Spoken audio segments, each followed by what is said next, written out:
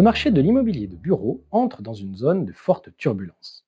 Si toute la filière n'a pas été secouée dans les mêmes proportions par le confinement et le trop lent redémarrage de l'économie, l'ensemble des profils d'acteurs fait désormais face à de nombreuses incertitudes.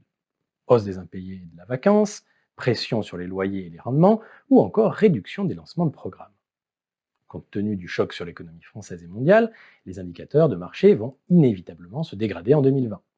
Seul lot de consolation, le maintien à bas niveau des taux d'intérêt contribuera encore à la persistance d'un spread favorable aux actifs de bureau. Tous les acteurs du marché n'éprouveront pas les mêmes difficultés. En amont, les propriétaires d'actifs de bureau, investisseurs et foncières devraient traverser cette période sans trop de dommages. Les grosses foncières disposent de réserves de trésorerie conséquentes et sortent d'une période dorée. A l'inverse, les promoteurs vont devoir affronter un avis de gros temps entre les retards de livraison de la période de confinement et le tarissement probable des nouveaux chantiers dans le sillage d'une conjoncture pour le moins dégradée. L'essor du télétravail et sa généralisation dans de nombreuses grandes entreprises, le temps de l'épidémie, ne devraient pas arranger les choses. Idem pour les sociétés de services et de conseil en immobilier tertiaire, contraintes de mettre en sommeil leurs activités de commercialisation en phase de confinement, avant d'être pénalisées par un redémarrage poussif de l'économie française.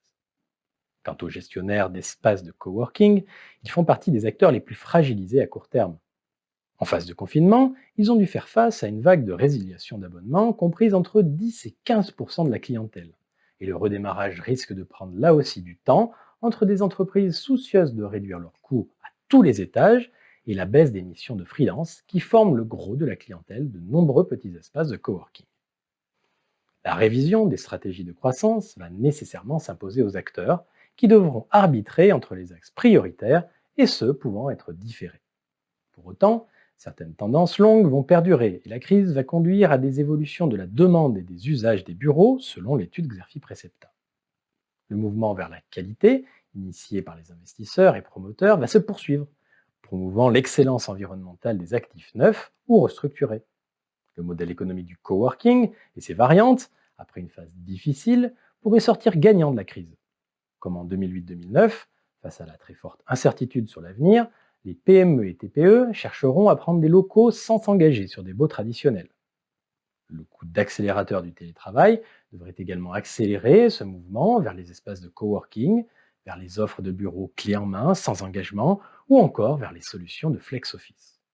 Un mode d'organisation souvent mal perçu par les salariés, mais qui pourrait regagner en popularité s'il est intégré à une réflexion globale incluant le télétravail.